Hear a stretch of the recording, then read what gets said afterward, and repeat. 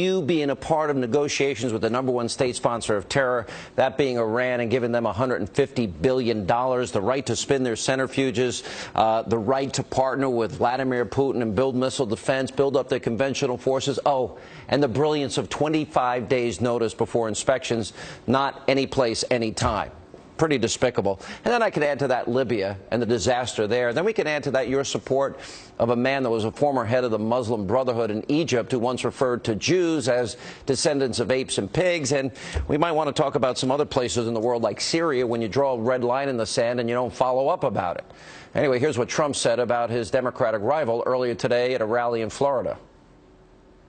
The President of the United States or my opponent, and both, won't even say the words radical Islamic terror. In fact, Hillary Clinton talks tougher about my supporters than she does about Islamic terrorists, right? What a profound point. Joining us now, Milwaukee County Sheriff David Clarke, as well as the creator, best-selling author of Hillary's America, Dinesh D'Souza. Sheriff, I think Trump's right. She's more mean, harsh, combative, not towards Iran, not towards Assad and Syria, not toward a guy that refers to Jews as descendants of apes and pigs, not towards ISIS, but towards Trump. What is wrong with that priority? Well, Sean, if ISIS has seized on anything, it's been the weakness of President Barack Obama. Look, Mrs. Bill Clinton and Barack Obama are sleepwalking through this war on terror. They have absolutely no sense of urgency. She keeps saying that we need to move slowly on this. Someone ought to give her a Red Bull because the wolf is at the door. The wolf is chewing through the door. She has a record of performance in terms of, she has a record of performance, and it's called Benghazi. By the way, Ambassador Stevens asked for more security, and she moved slow on that. She does make Jeb Bush look like the Energizer Bunny. There's no doubt. She's like, you know, low energy on steroids in a way. Dinesh, you did this whole thing. We're all a basket of deplorables in Hillary Clinton's mind.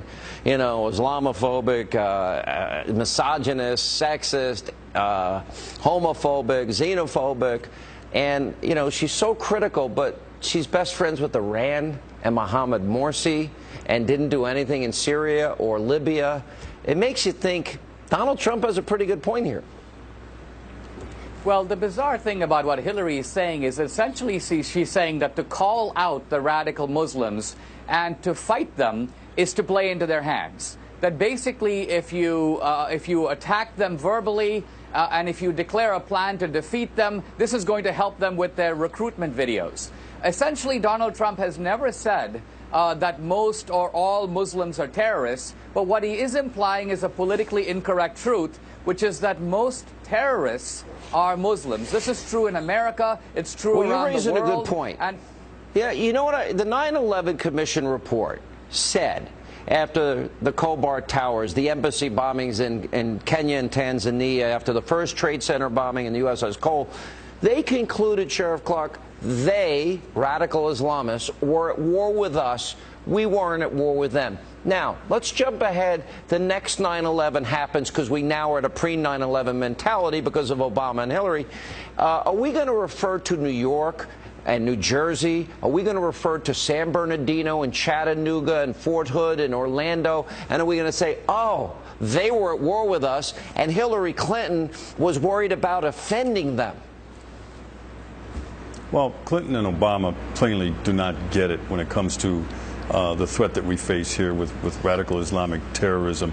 Donald Trump is right. He will have a strategy after listening to his military commanders, his national security people, and his homeland security people, and he will present a clear and coherent strategy to go after these individuals. Listen, but until then, we're going to have to get used to these attacks, unfortunately. It sounds like she's willing to kiss their ass and appease them.